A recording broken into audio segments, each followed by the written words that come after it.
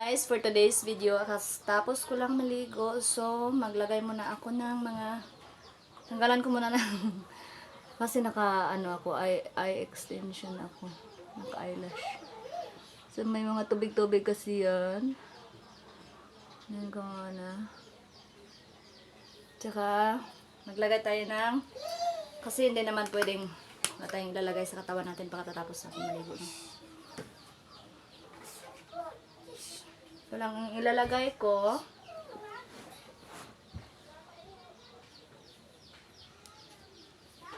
ang aking forehead na bag.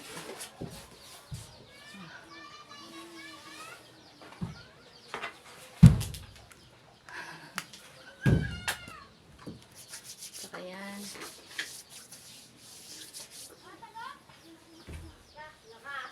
Kasi para fresh naman tayo. Kasi hirap talaga kumilos, guys. Kahit sino makaka-relate nito.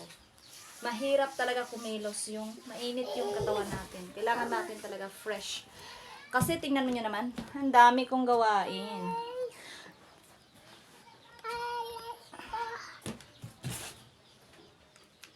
Nya na.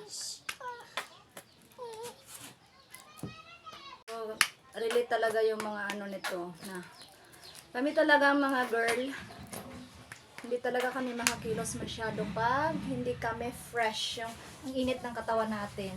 Ganyan. Kailangan talaga pagkatapos maligo. Kami kasi yung mga meron pa talagang ilalagay mga lotion lang naman ganyan. Tsaka maglalagay pa tayo ng tawas. Ito kasi yung nilalagay ko sa aking mukha, pati na katawan. Yung kamay ko at saka yung ito yung feeling lotion. Lotion lang yan siya. Tsaka ito naman yan sa kilikili. Sino na naglalagay nito? Tawas. Dati naglalagay ako kalamansi at saka ito. Ngayon ito lang muna. Yan. Kasi para para kumilos tayo kasi ang dami nating gawain mga mami. Yan. Lalagay tayo niyan. Tsaka, syempre, para fresh and bloom. Yes, naglalagay ako nito.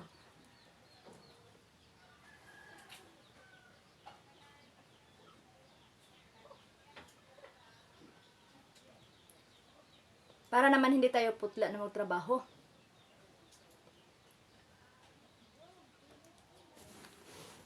Ganyan ako. Kahit nasa bahay lang ako, nagle-lipstick talaga. Ano to? Basta. Hindi ko hindi ko mabasa. Charot. Ganyan-ganyan lang natin. Para man sabit-sabit yan. O, diba? Fresh. Tapos lang natin maligo. Ganyan lang. So, ready na tayo sa lahat ng ating gawain, mga mamashi. Mga mamashi. Ayan, diba? Diba? So, fresh na tayo. Di na mainit yung katawan natin. Ang dami-dami nating gawain. Ako lang pala siguro. Pero alam ko maraming nanay ang nakarelate nito na marami talagang gawain ang nanay. So, ito. Kalat ko, ang kalat ko. Pag talaga, maraming tupiin kasi tomorrow is classes naman. So, need talaga natin ayusin talaga lahat yan. So, marami pa nga akong labahan kasi nga pag Saturday, may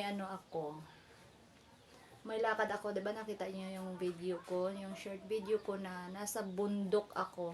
Need ko talaga kasi pumunta ng bundok every Saturday. So, pag Sunday ko na makarati lahat ng gawain ko. So, mamaya-maya maglalaba pa ako. Magla-live ako mamaya maglalaba. Ito muna, magtutupik muna ako sa mga iba ko na tuyo na. So, yan lang.